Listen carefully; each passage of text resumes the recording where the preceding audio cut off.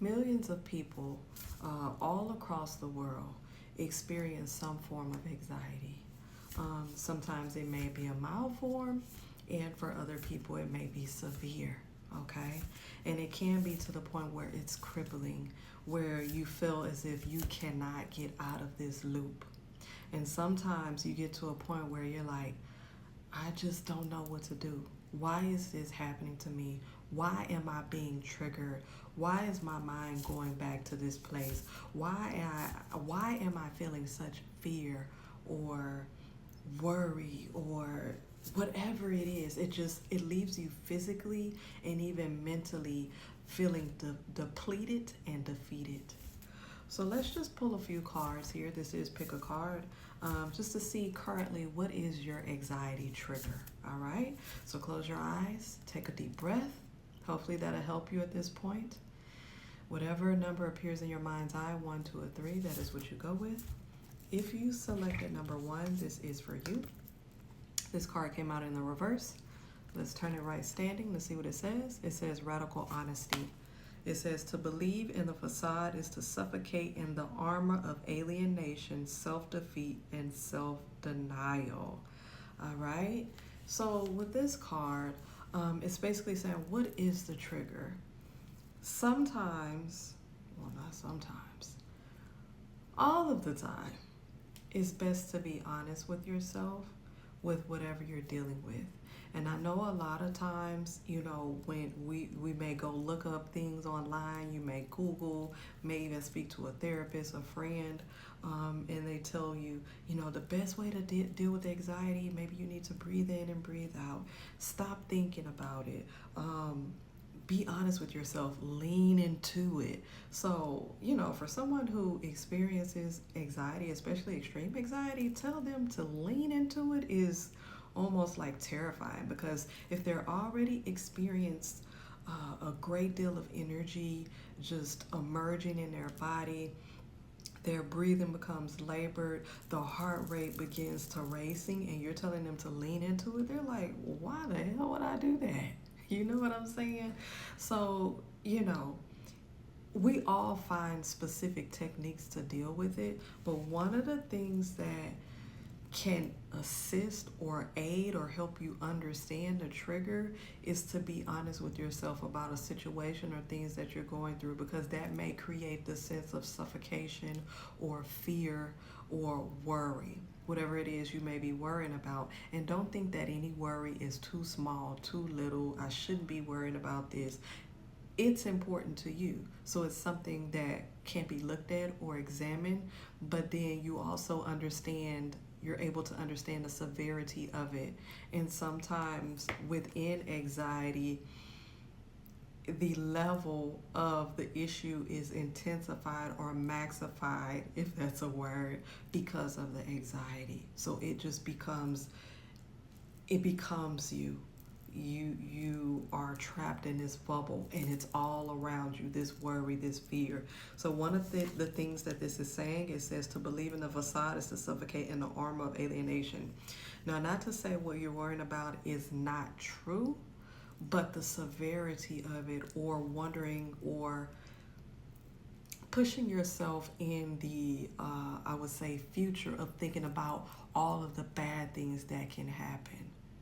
You have to rework your mind and say, okay, being honest with myself, there's always two sides to a coin. It can be either this or this. Why do I always skip to this, the negative? Let me begin to rework my mind and think about all the positive things that can happen or could happen. Difficult, I understand, but it's just the intricate workings of your mind, all right? If you selected card 2, this is for you, weeping womb.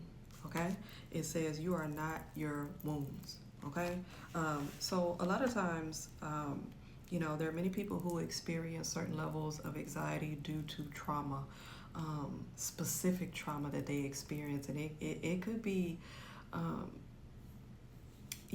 very difficult traumas that a lot of people may not even experience. It may stem from childhood. It may stem from one specific main big event that happened in your life that kind of set you back, and either it anchored you in this space or it set you back and caused you to regress. And so you can't find yourself moving from that point. And so it's very difficult. And so every time you think about it, emotionally and mentally and even physically, you go back to that point, it puts you back in there in every sense of the matter. And so you relive it physically, you relive it mentally, you relive it, emotionally, and it gets you back into that loop. So whatever the drama or the trauma that you experienced, it's very good to talk it out, either professional counseling, or if that's not feasible, speaking or talking to someone who you trust and who you can lean on and who you can be able to get that out with. And sometimes you may need to cry. It's all about release. And sometimes you will need to release that in order to kind of